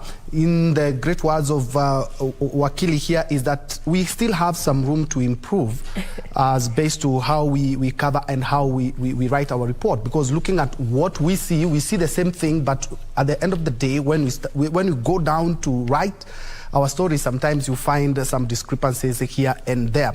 That said, the media also will be keen, and Kenyans will be keen to see how after this we do carry ourselves, because at the end of the day, you have had America talk about it, many countries, but they have to rely on the media, because if we don't show it, if we don't write it, if we don't present it out there, no one will know exactly what is happening in the country. And still on the same, and I think this is something that we can have a discussion on, an interesting read written by a journalist talking about the presidential petition. Raila Odinga has been a perennial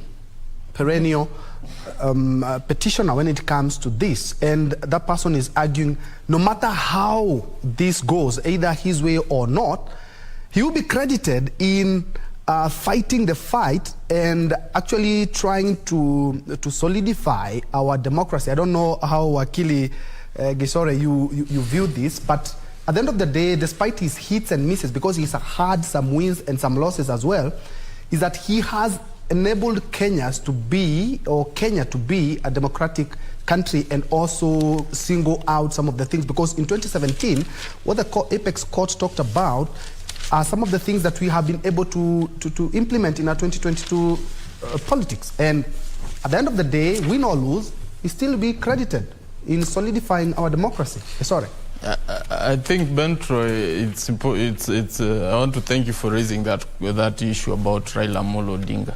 Raila Amolo Odinga is one person who has serious temerity for democracy, if I might say that, because look at the man, look at his journey. This man has been in prison, came out, fought for the 1992 liberation. That succeeded. We appealed Section 2A, and then turns back and joins Moi's government, and then turns to throw Moi's government out, or his choice, giving rise to another liberation, whereby we had change of power. Then fast forward, we come to the 205 referendum, where he had to actually leave government and champion our cause towards liberating Kenyans through a new constitution, which had dragged on for too long. So we saw his hand in all this process. We saw it in 2007, when the election went sideways. He was able and willing to share the government, as opposed to contrary views, which were telling him you shouldn't share anything, you won. If he was somebody bad, he could not have reneged on that. He actually stands out as a statesman and says, Kenya first. I choose Kenya. I fought for this because I love Kenya, because I want to see a better Kenya. So if sharing the government with Mwai Kibaki is something which is going to give us prosperity, is what I will do. And that happened. We ended up having the 2010 constitution, which is very robust, which we are enjoying. He has actually even gone in to bolster that particular constitution by going to court severally to test the limits, to actually be able to portray that this constitution has got to be tested to every end, so that we can be able to have a better country. In 2013, he was in court. He lost. And I said, okay, we will obey. Come 2017, he actually succeeded. He succeeded in the petition, and he ended up joining government or having a handshake for purposes of Kenya. For purposes of Kenya, he did an handshake for continuity because the economy was not been doing well for the longest time. So for purposes of Kenya, he actually was able to do an handshake. And then he's again in 2022 in court. If we can quote him today, he said, "It's not about me. It's about fostering democracy, which is if there is anything we can credit the man is that he's a democratic Kenyan and he's actually a person who is out for the good of Kenya. And that in itself embodies a man who has done much more than any other president, because nobody has been able, amongst the presidents who have led Kenya, you've not seen anybody stand strongly for Kenya. Some of them have been elected, but I'm sorry to say, nobody has been able to be for Kenyans. Raila represents the common man and the interests of the people. They have done their bit in terms of developing the economy or trying to do their single political issues around leadership, but in a uniform scale, I think if you get to put them on a weighing scale, I think he really weighs way much more than any other president in terms of fostering democracy. Mm-hmm. Now, Gisore, thank you for that in regard to, how we have covered. And we have seen quite sensational headlines, as you've said there, but we need to remain factual. As your colleague there has given us a 7 out of 10, giving us room for improvement. Indeed, we will work on that. But now let's find out what is happening within the Central Business District. Statistics indicate that 85% of workstations are domiciled within the CBD. Now, being September the 5th, we are joined by Hibak Sayed from Kencom there. We can say it's the center of CBD, to just bring us up to speed with what is happening as Kenyans await that particular ruling. Hibak, hi. How are things from Kencom? Thank you, Regina Manyara. We are at the Central Business District and we're just trying to gauge what exactly is happening, especially here at the capital of Kenya, Nairobi City. We have a few people, a few businessmen, boda riders, who are just trying to get their daily means as we wait for the Supreme Court ruling. A few minutes to 12. If we could just have your opinion, sir, on what exactly you've seen. The Supreme Court is about to give a very important judgment today. Unaona vipi biashara yako imekuwa vipi na umeonaje town iko leo? Let me start by saying that my name is Dudhiman. I'm the CEO of Dudhiman Show, and I'm so much glad and happy to have this opportunity with you guys. God bless you so much for doing an amazing job. Now, let me start by saying that we are okay in town, we are operating, we are doing something so amazing. And to make the matters worse, our border riders here in business CBD are doing quite excellent job. I have a good friend of mine who is the national coordinator for border riders here in Nairobi, and we are happy for it. We are happy. So we are waiting to see. We doesn't know what is going to happen. We doesn't know what Koome is going to say, but we are happy because my brother is your brother. Your sister is my brother. We doesn't want to know the ethnicity. We doesn't want to know where you come from, your sister, your brother. But we live like brothers and sisters. Despite having anything or doesn't have anything, we share the little that we have. So as a border rider who is a journalist by profession, because I've worked with your media or whatever, I'm happy, we are happy. So let me just give a take to my brother and say something. Just to cut you off, Regina, we've been checking around and we've seen that the shops are mostly open, the businesses are functioning quite well, people are conducting their business as they always have. As you can see, we're at Kencom, and most of the matatus are carrying people just as they always do. People are waiting, yes, for the ruling by the Supreme Court, but people are going about their business here in Nairobi City. If maybe we could have the opinion of a Kenyan, unaonaje kuhusu hii Supreme Court ruling? Unaonaje, nini unatarajia? Okay, kwa majina ni Victor Chiteri from Kibra. Yenye ningependa tu kusema ni those rules of the CJ has announced the rules. Let us take as normal so that we can continue with our normal work, so that people can continue with their normal business. Thank you. Well, I'm going to have to give it back to you, Regina. We're still going to be traversing Nairobi City, and maybe we'll go to another street within the Central Business District and to just see what exactly happens as the day progresses and as the judgment comes. Back to you in studio, Regina. Thank you, Hibaka, for that quick update. I can see, yes, Kenyans quite still being Kenyans, trying to make light of the situation, even as it remains, on tenterhooks. We remain on tenterhooks in regard to what we should expect come the next 6 minutes there. And we are live. We have our reporters there on ground, including Serafina Robi, who is going to be bringing us up to speed with what is happening. Kenyans asked to remain peaceful as we wait the 7-judge bench there to make a ruling in regard to the August presidential petition. What you're seeing on your screen, those are live pictures from Milimani there. We have seen various councils have arrived. We have Kithure Kindiki there, who is part of the Kenya Kwanza legal team. There is Katwa Kigen just crossing your screen there.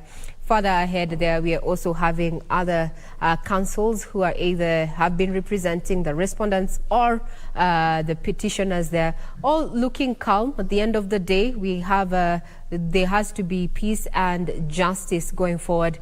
We are all brothers and sisters there. Now, I'd want to hand it over, rather take it to back to you, Troy, there. We were talking about the performance and the conduct of the media during the election, and even at the point where we are right now, focusing on the presidential petition. And from Hibak Said's link there, you can see there's a Kenyan there who has introduced himself as Ndu the man.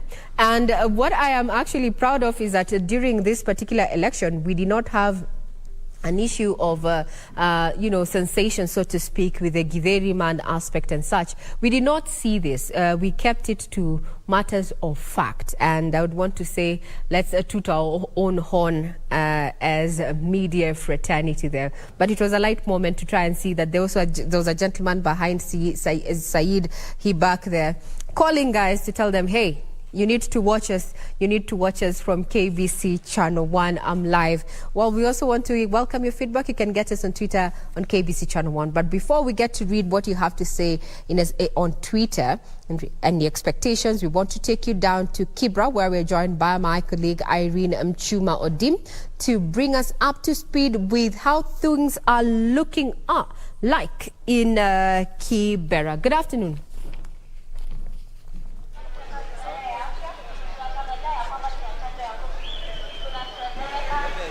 Representing the country.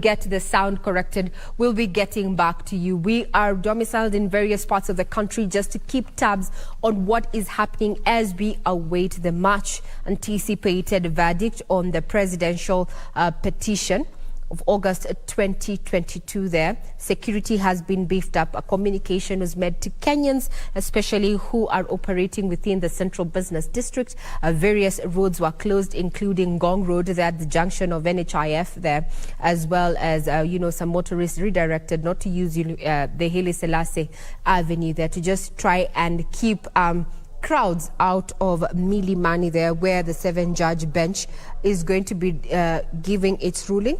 Led by Chief Justice Martha Koome. What you're seeing is security outside Milimani Law Courts there. That is a contingent of National Police as well as a General Service Unit. And inside there, we're seeing a council made up of, various, there you go. We have Soweto there. Council Soweto there. You can see her, she's already there. I would want to know what's going on through the minds of the lawyers there, both for the petitioner and the various respondents there, who over the last 2 days have exuded confidence that they're going to be carrying their day, or rather their prayers are going to be carrying the day. In the next 1 minute, we are expecting the 7-judge bench there. We are seeing Feroz there, Luigi, as engaging Professor Githu Muigai and the legal counsel there, Governor-elect, that is James Orengo. quite camaraderie there, transpiring between the senior councils there. So, as we say, it's all in a day. It's all in a day when it comes to matters of litigation, and that there are no permanent enemies. But we asked that Kenyans remain peaceful, and justice, we hope, is going to be served in this particular matter. Yes, that. Is enough. Look at the pictures on your screen. James Orengo there, and other lawyers who are representing different factions. And they're all seated together, they make fun together, they argue it out, they sweat it out together, and maintain the peace. That is exactly what should be happening, not only in that court, but in the Republic as well. Before we crossed over to Irene, we were talking about how despite the fact that he has had some hits and misses in presidential petition, is that he has been able to bolster our democracy in regards to electoral matters. And I would like to pick Shadrach's mind on the same, is despite that Raila has won and lost some of the petitions, he has actually helped the electoral system in the country. That was an interesting read. I was reading from a journalist as well.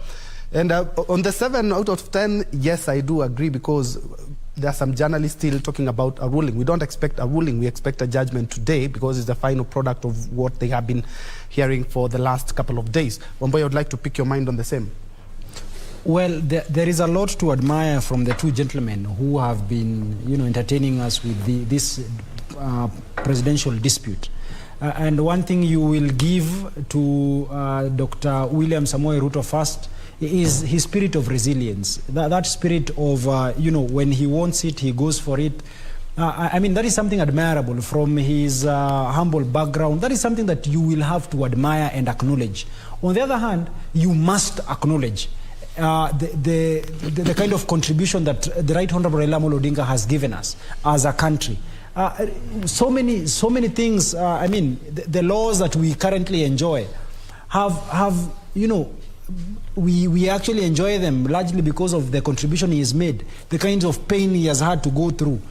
You speak of the multi-party, us becoming a multi-party democracy in the year 1990s. I mean, that is his contribution. His fight against the Moi utilitarianism, I mean, that is his contribution. Most of us have studied to an extent, and we appreciate the jurisprudence that has been created by Right Honorable Raila Amolo Odinga. When you go to school, some of the things that lecturers teach is the jurisprudence that has emanated from the 2013 jurisprudence, which if Raila Amolo Odinga had not desired to go through that route, if he had not paid the security of cost of 1 million and paid the filing fees of 500,000 shillings, probably we will not have learned or gotten an opportunity to understand the law deeply the way we have understood it. Then, champions are actually made from people who try. Sometimes they fail, because if you do not try, there is no likelihood that you will ever succeed, you will fail. But his failure in the year 2013 did not in any event discourage him from trying our democracy through the court processes. So that in the year 2017, we saw him participate in the elections, we saw him challenge the elections, the election results, so that and the win that he got in the year 2017, and of course his refusal to participate in the process because of the referee. So whatever the outcome that we will get, if it is a repeat of the elections, then it will be a gift to Right Honorable Raila Amolo Odinga, because we do not expect that he will be running in the year 2027. I mean, if age is anything to go by. In any event, even with probably a repeat of the process, it does not necessarily mean that it is a loss to Dr. William Samoei Ruto. No, it does not mean it. It only means that probably this is just but his dream that has been deferred, so that he will have another opportunity, probably in the next or within the 60 days that are set in law, and even probably even in the future. I mean, Right Honorable Dr. William Samoei Ruto is a young man who has a lot of life in himself. I think today he should be turning 55 years of age. Really, he has a lot. Yes. Now, Wamboi, let's get to hear what is happening down in Kibra, where we are joined by Irene Mchuma Odim there to just bring us up to speed with what is going down there. Good afternoon, Mchuma. How are things at Kibera, or rather in Kibera? Regina, good afternoon. We are coming to you live at Kianda area in Kibra constituency. Earlier on, we were at Ayani and Makina areas, and Regina would say it's business as usual to a huge number of residents here in Kibra constituency. However, there are those who are following the proceedings from their screens. This as we wait for the verdict of the Supreme Court. Remember, Raila Odinga, who is the Azimio La Umoja presidential candidate, is also the ODM party leader.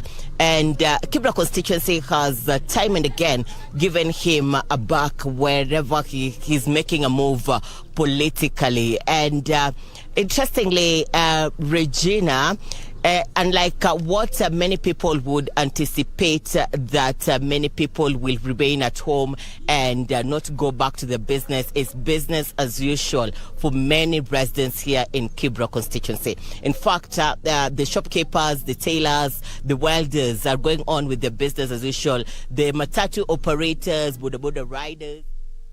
Thank you very much. The 7 judges making their way that are about to take their seats. Remember, this particular 7 judges are made up of William Oko, as you can see on your screen, flanked by Njoki Ndongo having a seat, Isaac Lenaola, Smokin Wanjala, Philomena Mwili, who's a Deputy Chief Justice, and Martha. Let's have a listen in.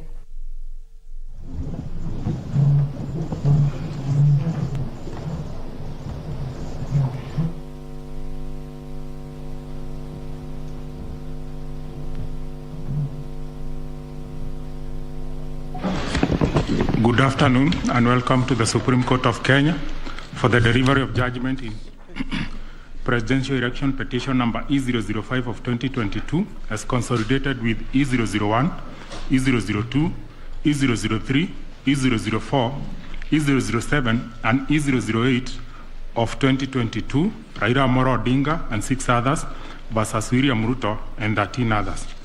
The Honorable Chief Justice and the President of the Supreme Court is presiding. Thank you. Very good afternoon, ladies and gentlemen. Yes, this is the judgment of the court, which is delivered pursuant through to Rule 23.1 of the Supreme Court Presidential Election Petition Rules 2017 in the presidential election held on the 9th August 2022. This is an abridged version of the judgment. The full judgment will be delivered after 21 days. Kenya is a sovereign multi-party democratic state whose foundations are firmly spelled in the Constitution. The Kenyan people's quest for electoral reforms since independence is well documented. That notwithstanding, and even without going back to the pre-1992 era, every cycle of elections has been highly contested, with the exception of 2002. This speaks to a background of distrust of the administration of our electoral process. Informed by this setting, Kenyans made a decision to vest the Supreme Court with the jurisdiction to determine questions regarding the validity of a presidential election under Article 140 of the Constitution. The reactions following the declaration of results of the presidential election of 9th August 2022 shows that the Independent Electoral and Boundaries Commission, IEBC, has not yet garnered universal public confidence and trust in the internal management of the Commission and elections. On the 15th August 2022, 6 days after the general elections were held, Mr. Wafula Chebukati, the chairperson of IEBC, announced the following results. Raila Odinga, 6.942,930 votes, representing 48.85%. William Ruto, 7.176,141 votes, representing 50.49%. David Wahiga, 31,987, representing 0.23%. George Wajakoya, 61,969, representing 0.44%. Based on the aforesaid results, the chairperson of IEBC declared William Samoei Ruto the first respondent, the presidential candidate for the United Democratic Alliance Party, as the president-elect.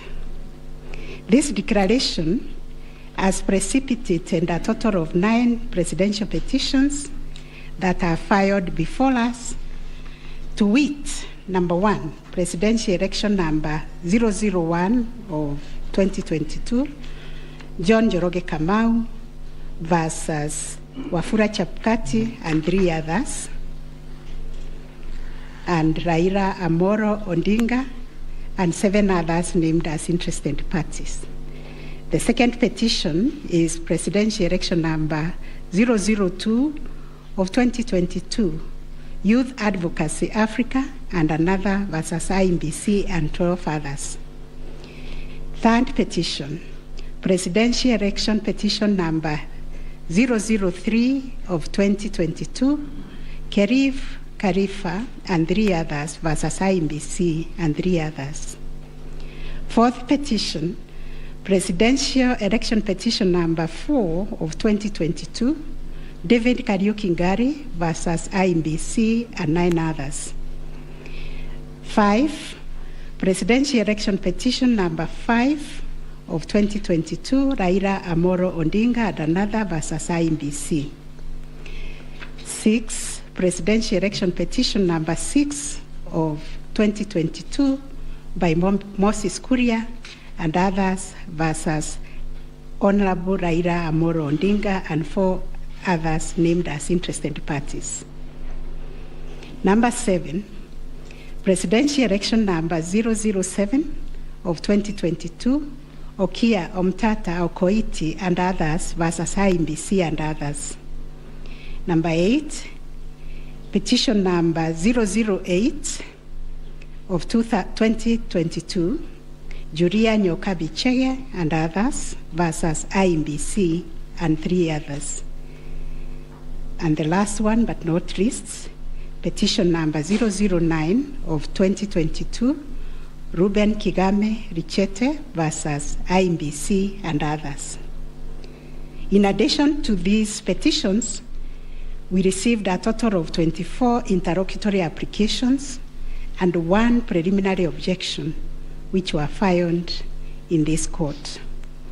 2 of the presidential election petitions were struck out. That is petition number 006 and 009 of 2022 for failure to meet the constitutional threshold as set out under Article 140 of the Constitution. On 29th August 2022, this court also admitted 3 amici curiae briefs by the Law Society of Kenya, the Kenya section of International Commission of Jurists, and John Warubengo and 2 others.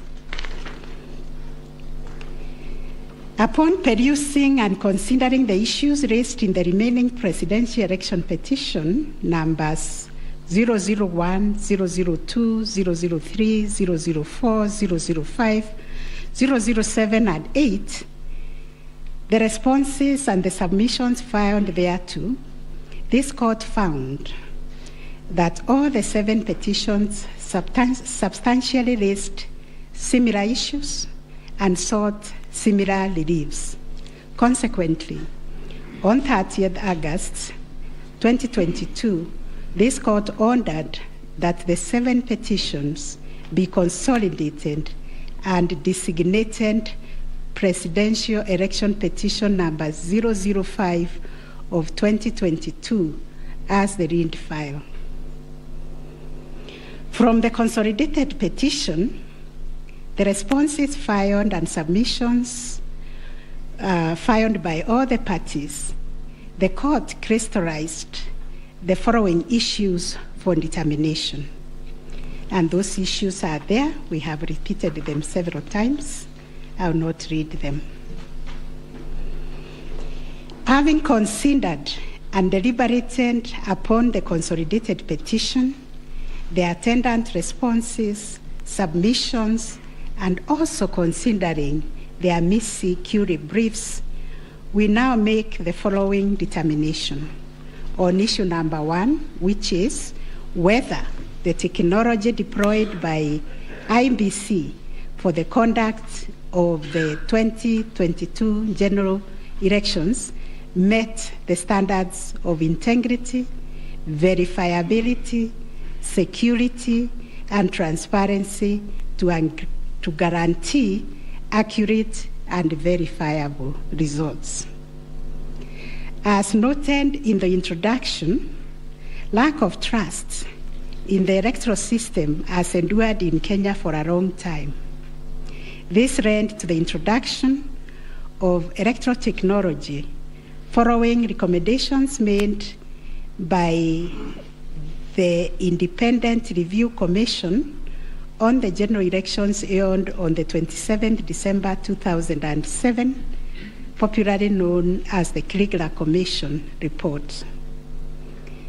That report recommended integration of technology into Kenya's electoral process for registration, identification of voters, and transmission of results. These were enacted in Section 44 of the Elections Act 2011. By this statute, IEBC is enjoined to adopt technology in the electoral process. As a consequence, the IEBC developed a technology known as Kenya Integrated Electoral Management System, KIMS, making Kenya's election process an hybrid as it employed both technology and manual processes. The first, third, and fourth petitioners in the consolidated petition challenge the technology used by IEBC during the 2022 general election. They plead that the manner in which technology was deployed and utilized fell short of the prescribed constitutional and statutory standards. As regards the audit of the register of voters, they urge that IEBC, pursuant to its elections operations plan, committed itself to conducting an audit of the register of voters by 31st March 2022. To the contrary, they arrange it only publicly availed the audit report on its website on 2nd August 2022, which was only 7 days to the elections. In this report, it was noted that the auditors established serious gaps and risk to the electoral process, including numerous cases of change of voter stations without knowledge or approval of the affected voters. grant of voter update privileges in IMBC, IDMs, to 14 user accounts and related to voter registration. Reducing the accountability of user activities in the register of voters.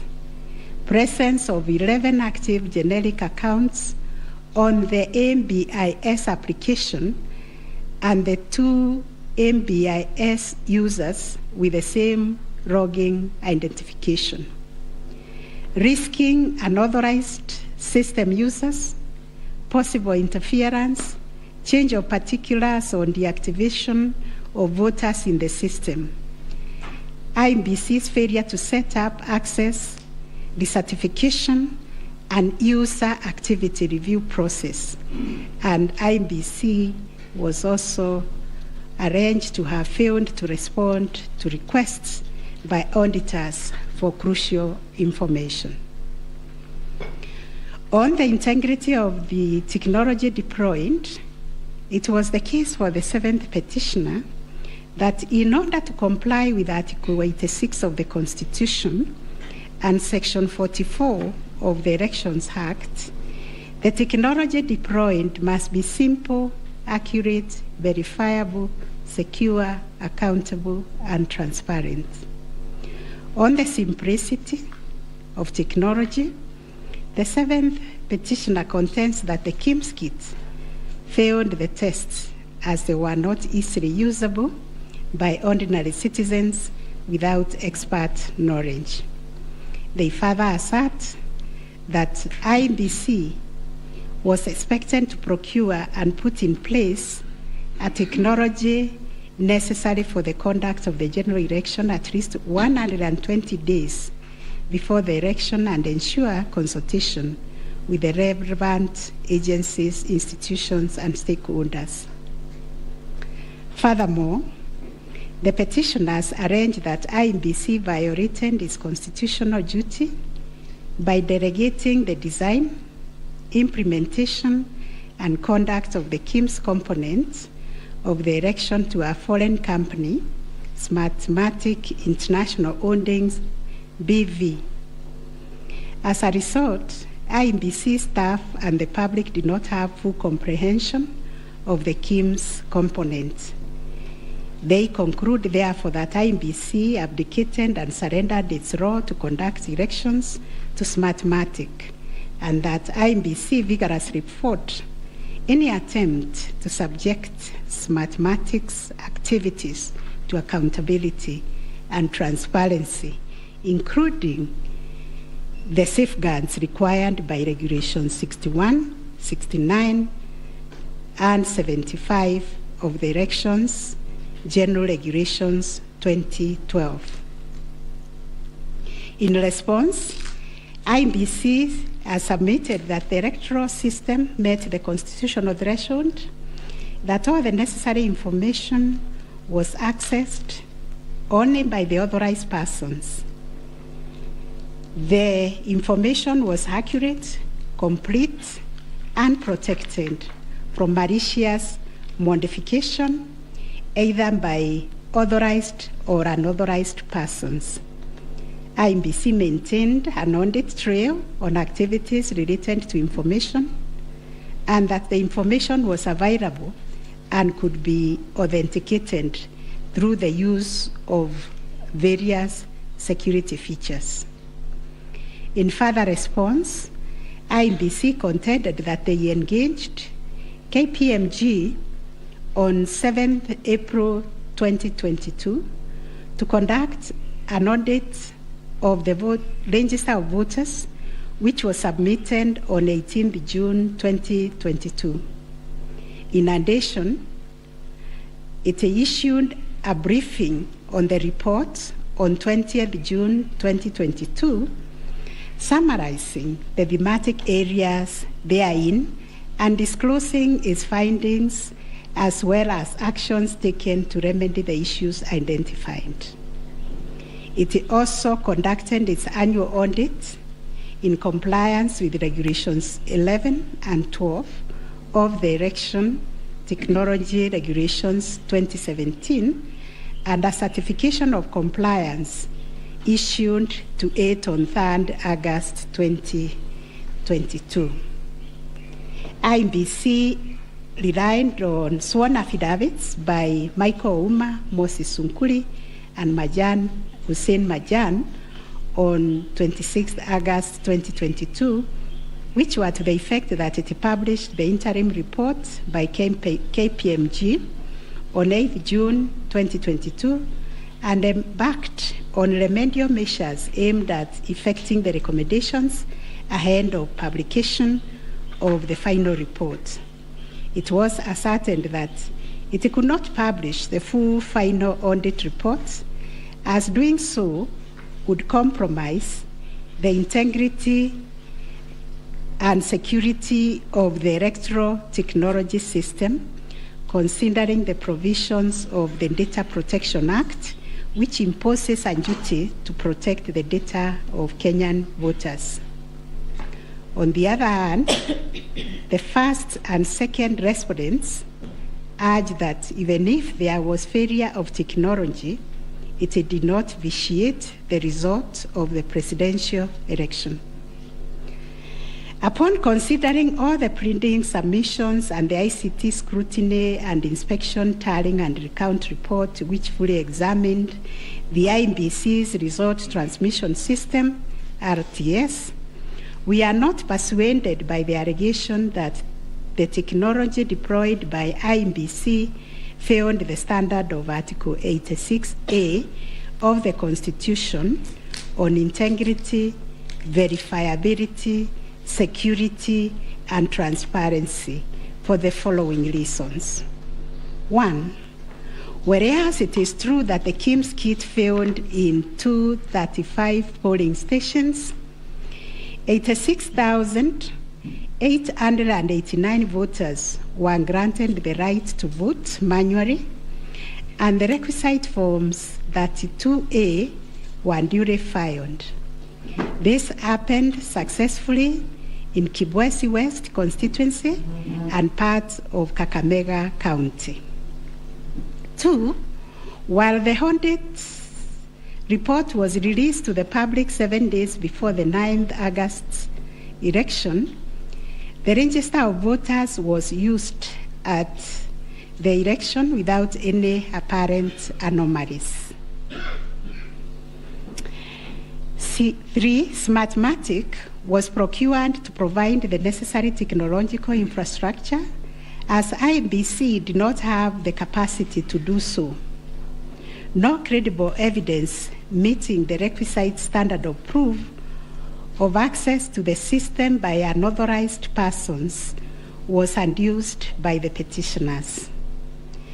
The scrutiny report prepared by the registrar of this court did not reveal any security breaches of the IEBC's RTS.